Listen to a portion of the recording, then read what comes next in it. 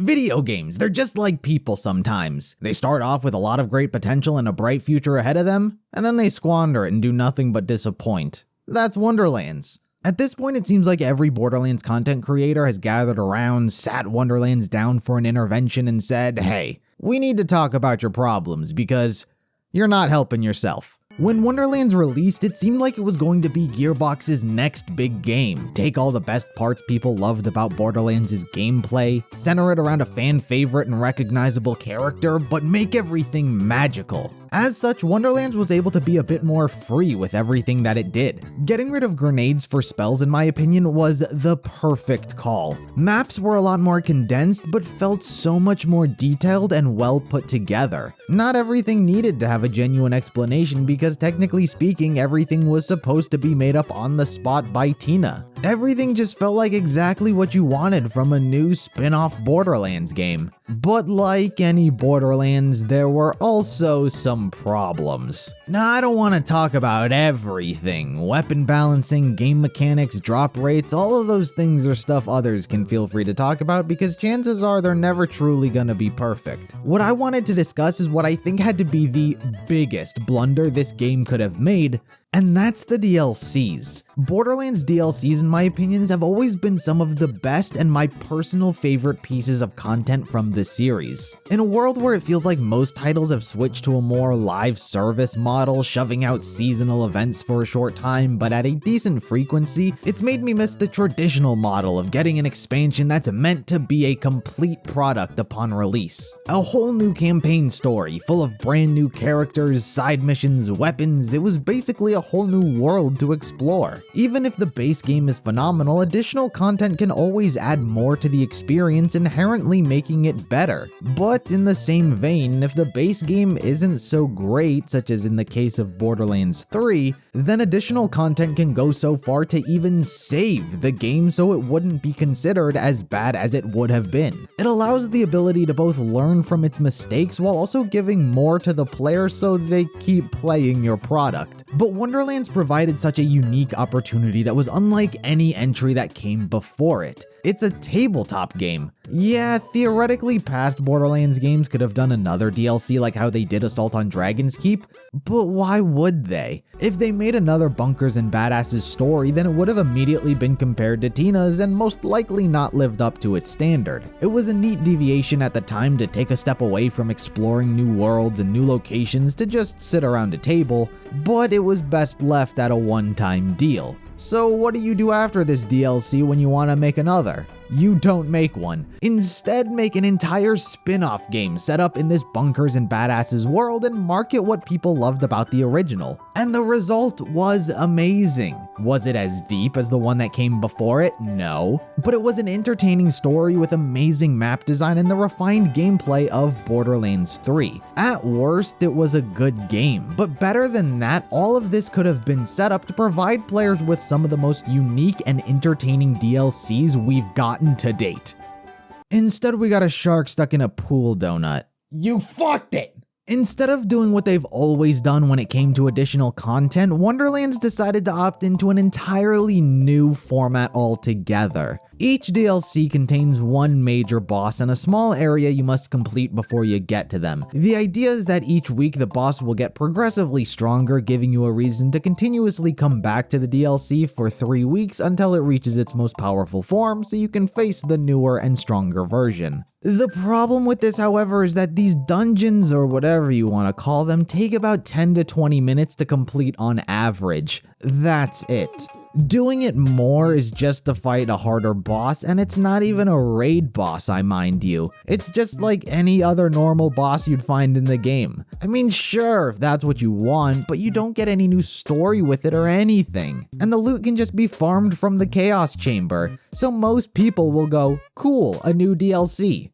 Anyway, what game haven't I finished? They'll play it once and then stop because they have no reason to return to it. And this is Gearbox's main form of DLC, I mind you. This isn't just some little side additions like the Headhunter packs were to Borderlands 2 after they already released all of their main form content. No, This is their main additional content marketing. 4 of these and 1 new class for $30. I mean, I get that it's a company's job to provide as little content and effort as possible while raking in as much profit as you can, but this is a little ridiculous. Say what you will about Borderlands 3, but that game delivered so much free content that was not only higher quality, but also lasted longer and was more replayable. And it's a shame because the Borderlands franchise has experimented with tons of different downloadable content in the past. Why go with this one? They've had traditional long-form narrative packed to the brim with raid bosses, side stories, and other stuff, $3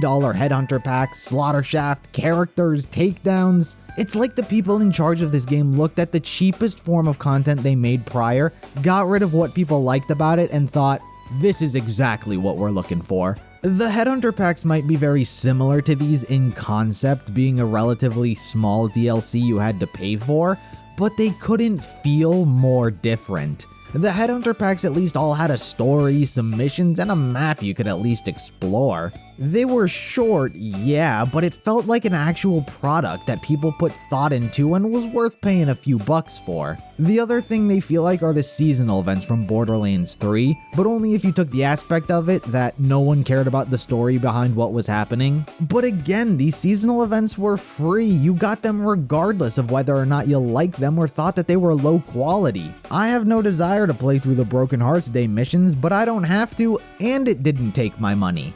But on the flip side, Revenge of the Cartels was an amazing event and the weapons are fantastic. But Wonderlands does this weird thing where it funnels you through the one piece of content they seem to think that they have, which is the Chaos Chamber. Once you've completed the entire game, everything gets turned into the Chaos Chamber. Clear this amount of enemies to progress through the next area. Listen, if I want to run through an entire area and ignore 80% of the enemies while I continuously die, then that should be a decision I can make by myself. After you go through 35 completions of the Chaos Chamber, at minimum, then the gameplay loop begins to feel exhausting and you're looking for something new. I don't need more Chaos Chamber. Oh, and the stories of these DLCs, let me tell ya. Why? I hate to be that guy, but does anyone really care about a bunch of coiled who went fishing and uncovered a shark god, or some woman who just wanted to make a sandwich? I wish I was making this up or exaggerating, but these are literally what the stories are. You get a small summary like, hey, this witch likes to eat, and now she wants power. Wow, absolutely riveting. You know, making a sandwich for myself seems like a better use of my time than this. I mean, this is like C-tier side mission levels of effort we're getting here. And that's saying something coming from me. It's my job to talk about the lore and take an interest in it, but I just can't. Listen, I understand why Wonderlands' base game was all made up new story and lore and history because it would feel out of place to be talking about Pandora and what's going on in the real world when we're supposed to be in a fantasy. But my tolerance extends only that far. I don't care about Wonderlands' lore because why should I? In the already made up world that I care about, I don't need to go another layer deep into more made up things that don't affect the already made up things that I do care about.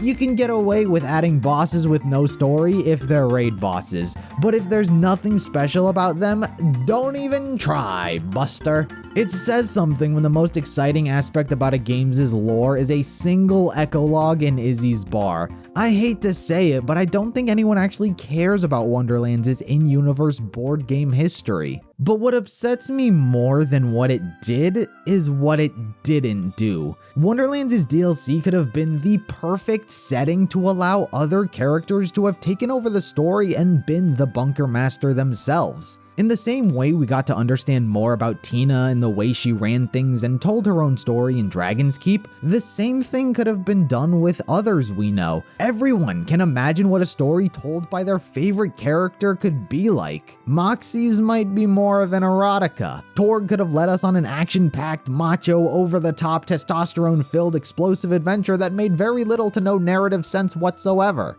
But like others, you can subvert expectations. A campaign told by Zero might be expected to focus on his assassinations and lust for battle, but can easily be turned on its head to be a very poetic tale. We know he likes to speak in haikus almost exclusively, and that's never really been expanded upon. It seems to be a conscious effort on his end, as being flustered by Lorelei made him mess up his pattern. So a DLC where he got to make up his own story that seems to be about battle, but in reality is very poetic, could have better given us more of an insight into that side of him and if there was ever actually a reason why he does it. These ideas are just there for the picking. Unlike the actual Borderlands games, the Bunkers and Badass's story don't have to make sense. It can be as crazy and creative as you want it to be. So why didn't they take this route when it came to one of their most profitable and successful brands? I can't imagine the level designers and writers being like, oh, creative and interesting ideas that people want to see? No thank you.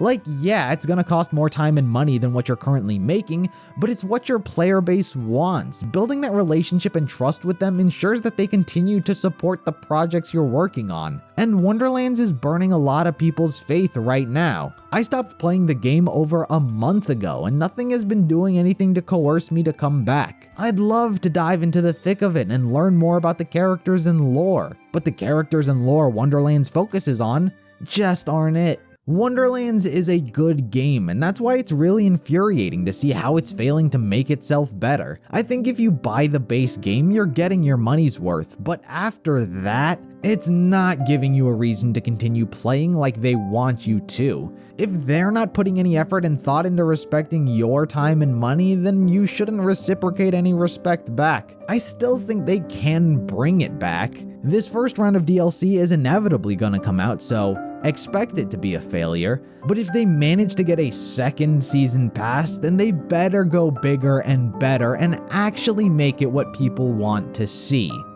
Moxie's boobs.